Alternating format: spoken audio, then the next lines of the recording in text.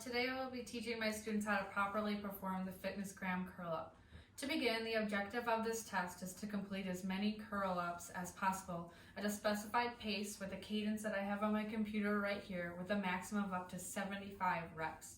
This test requires a gym mat marked with a distance of the curl up strips. It should measure from 30 to 35 inches in length and a width of about 3 inches for the age group that we have.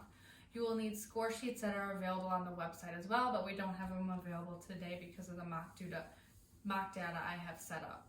During this test, we'll be using the curl up test cadence that will be played from my laptop once he begins to demonstrate. The curl up test is an important component of health-related fitness as it relates to the strength and endurance of our abdominal muscles that are important in promoting good posture and correct pelvic alignment. That essentially is important to our lower back health. By testing our muscular strength and endurance through the test, we are able to determine if our students have a balanced, healthy, and well-functioning musculoskeletal system that can exert force, resist fatigue, and move freely through a range of motion. Allowing the students to understand the status of their muscular strength and endurance can allow them to carry these aspects throughout adulthood and continue to live a healthy life. This test allows us to be safe and effective because it does not directly involve hip flexor muscles. This allows those who participate to have minimal compression on their spines compared to a full sit-up. Now to begin, students should partner up. In this video, I will be the administrator and the partner because unfortunately I don't have another person that can be here in front of the client administering him as a partner.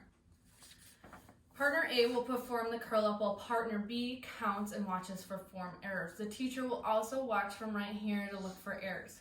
Partner A lies in a supine position on the mat with his knees bent at an angle about 140 degrees. His feet are flat on the floor, legs slightly apart, and arms straight and parallel to the trunk and palms resting on the mat face down.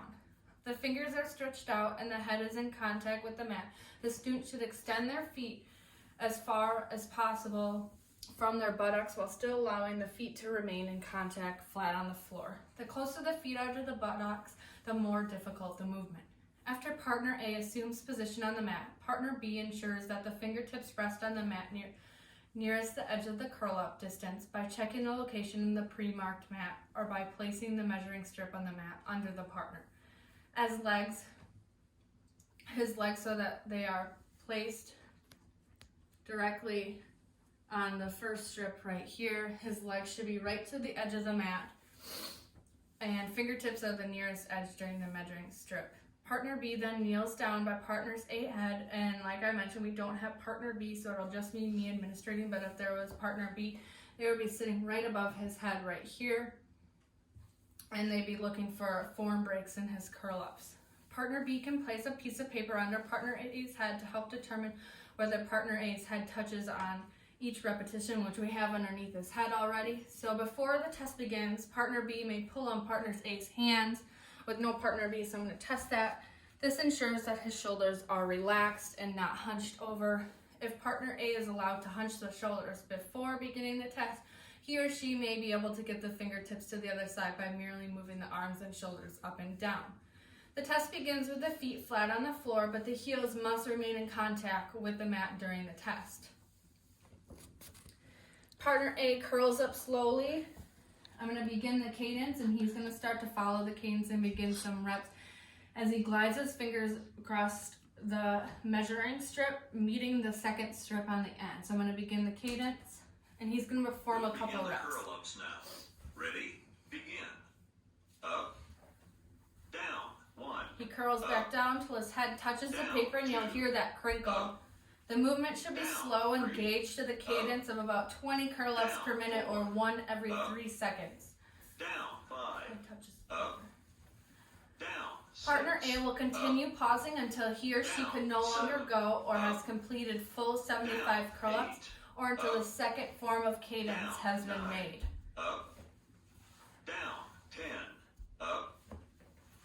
So I'm going to have him pause right here, and I'm going to have him demonstrate some common forms of correction that include the following with the demonstration. He's going to set himself back up here. His fingertips are to the edge of the first measuring strips. His feet are going to be on full contact with the floor and heels on the ground. His legs are going to be slightly apart and then knees at a bend.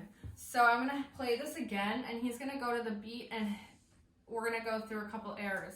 So Down, his 11, heels up, are not going to be in contact with the down, floor. 12, up, down, 13, And another common up, error includes head not returning down, to the mat 14, each rep. up, down, 15, up, down, Another 16, error includes up, pausing too long and not going down, with the beat of the 17, cadence. up, down, 18, up, And then another error that happens is down, fingertips 19, not touching the up, far side down, of the 20, mat. up, So now to determine scoring, how we score each curl up is we determine by ensuring that the student's head returns to the mat each time. That's a full rep.